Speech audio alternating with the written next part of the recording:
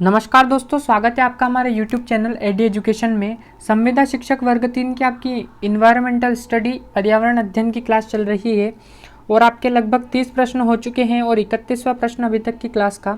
और आज का पहला प्रश्न आपके सामने स्क्रीन पर है। चलते हैं स्क्रीन पर देख लेते हैं हमारा प्रश्न क्या है।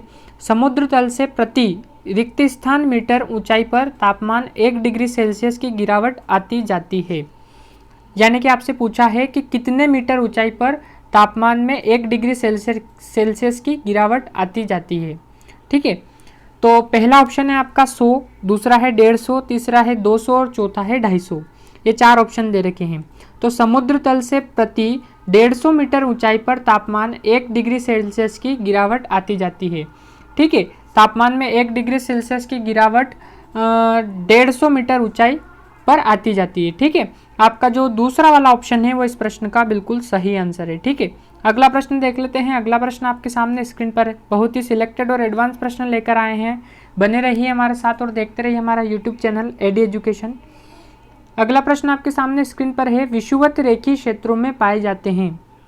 ठीक है, विषुवत रेखी क्षेत्रों में पाए जाते हैं पर्णपाती वन पाए जाते हैं, उष्ण आर्द्र वन पाए जाते हैं, शंकुल वन पाए जाते हैं, कटीले वन या झाड़ियाँ पाई जाती है। ये 4 ऑप्शन दे रखे हैं आपको।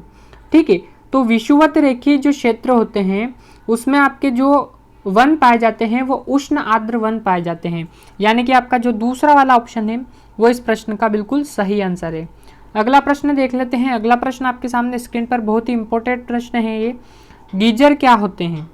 ऊंचाई से गिरने वाले झरने, गर्म जल स्रोत, बर्फीले जल स्रोत या जल के सूखे हुए स्रोत। ये 4 ऑप्शन दे रखे हैं आपके सामने। ठीक है, तो ये 4 ऑप्शन दे रखे हैं आपके सामने और इसका सही आंसर आपको इन 4 ऑप्शन में से बताना है। तो गीजर क्या होते हैं? तो गर्म जल स्रोत जो होते हैं वो गीजर कहलाते हैं, सबसे पहली बात। ठीक है, इसके बारे में आपको एक्सप्लेनेशन करें इसका, तो गीजर से थोड़े थोड़े अंतराल पर गर्म पानी व भाप निकलती रहती है। ये इसका एक्सप्लेनेशन है। ठीक है, गीजर जो होते हैं वो गर्म जल स्रोत होते हैं और गीजर से थोड़े थोड़े अंतराल पर गर्म पानी और उसके साथ भाप निकलती रहती है। ठीक है, तो गीजर वो कहलाता है जो गर्म जल स्रोत होता है। तो आपका जो दूसरा वाला ऑप्शन है वो इस प्रश्न का सही आंसर है। अगला प्रश्न देख लेते हैं। अगला प्रश्न आपके सामने स्क्रीन पर है। निम्नलिखित में से कौन एक ग्रीन हाउस गैस नहीं है? ऑप्शन पहला है ऑक्सीजन, दूसरा है कार्बन डाइऑक्साइड यानी कि CO2, तीसरा है मीथेन और चौथा है CFC यानी कि क्लोरोफ्लोरोकार्बन। ठीक है, ये आपके सामने 4 ऑप्शन दे रखे हैं। तो इसमें से आपको सही आंसर बताना है कि निम्नलिखित में से कौन एक ग्रीन हाउस गैस नहीं है। ठीक है, तो इसका जो सही आंसर होगा वो होगा आपका ऑक्सीजन। ठीक है, जो पहला वाला ऑप्शन है वो इस प्रश्न का सही आंसर है। जो ग्रीन हाउस गैस नहीं है वो है आपकी ऑक्सीजन। अगला प्रश्न देख लेते हैं। अगला प्रश्न आपके सामने स्क्रीन पर है।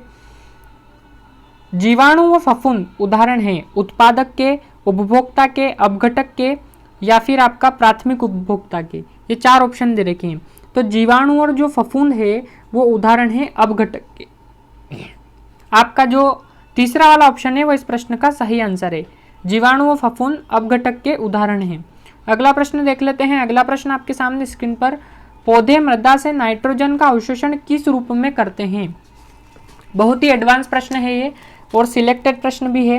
स्वतंत्र रूप में पहला ऑप्शन, दूसरा ऑप्शन नाइट्रोजन के रूप में, तीसरा नाइट्रोजन ऑक्साइड के रूप में या चौथा है अमोनिया के रूप में। तो पौधे मृदा से नाइट्रोजन का अवशोषण किस रूप में करते हैं?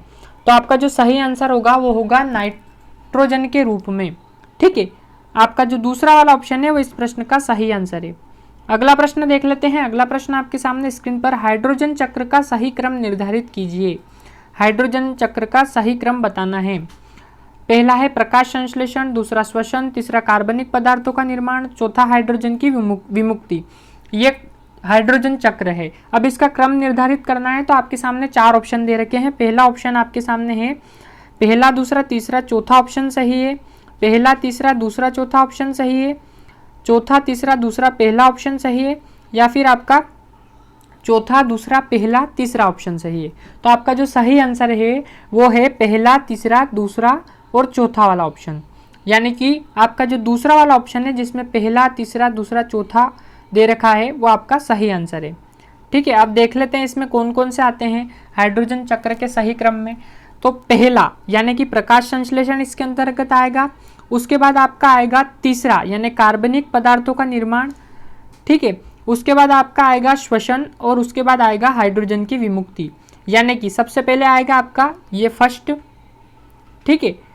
आपके सामने ऑप्शन दे ही रखे हैं इनके, वैसे ये थर्ड, ये सेकेंड और ये फोर्थ, इस प्रकार से आपका ये क्रम रहेगा, यानी कि पहला, तीसरा, दूसरा, चौथा, यानी कि जो दूसरा वाला ऑप्शन है वो इस प्रश्न का सही आंसर है।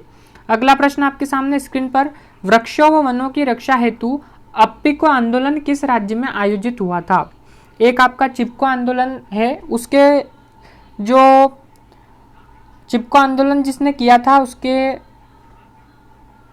प्रवक्ता कहे हम सुंदरलाल बहुगुणा है, ठीक है। और अप्पिको आंदोलन किस राज्य में आयोजित हुआ था? तो अप्पिको जो आंदोलन हुआ था वो महाराष्ट्र में हुआ था, तमिलनाडु में हुआ था, आंध्र प्रदेश में हुआ था या कर्नाटक में हुआ था? तो अप्पिको वृक्षों व वनों की रक्षा हेतु एक आंदोलन चलाया गया था और वो आंदोलन कर्नाटक राज्य में चलाया गया था। तो आपका जो चौथा वाला ऑप्शन है वो इस प्रश्न का सही आंसर है, कर्नाटक राज्य में अप्पिको आंदोलन आयोजित हुआ था। अगला प्रश्न आपके सामने स्क्रीन पर, थार के मरुस्थल में पाए जाने वाले प्रमुख जीव जंतु वे हैं जो बिल बनाकर रहते हैं, झुंड में रहते हैं, शाकाहारी होते हैं या फिर विषैले होते हैं। ये चार ऑप्शन है आपके सामने। तो थार के मरुस्थल में पाए जाने वाले जो प्रमुख जीव है, जंतु है, जीव जंतु, वो बिल बनाकर रहते हैं। तो पहला वाला जो ऑप्शन है वो इस प्रश्न का आपका सही आंसर है।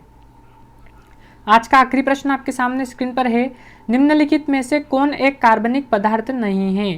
प्रश्न हमसे पूछा है कि निम्नलिखित में से कौन एक कार्बनिक पदार्थ नहीं है? कार्बोहाइड्रेट, वसा, प्रोटीन और जल, ये चार ऑप्शन है आपके सामने।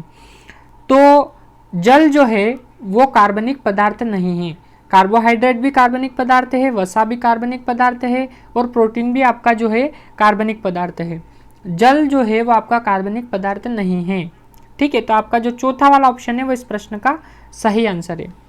इसकी फ्री पीडीएफ भी आप प्राप्त कर सकते हैं। इसकी फ्री पीडीएफ आप डिस्क्रिप्शन में हमारे टेलीग्राम चैनल की लिंक दी है, वहाँ से आप फ्री पीडीएफ प्राप्त कर सकते हैं, ठीक है। और हमारे चैनल को सब्सक्राइब करें, वीडियो को अधिक से अधिक शेयर करें और बने रहें हमारे साथ और देखते रहें हमारा यूट्यूब चैनल एड एजुकेशन। धन्यवाद।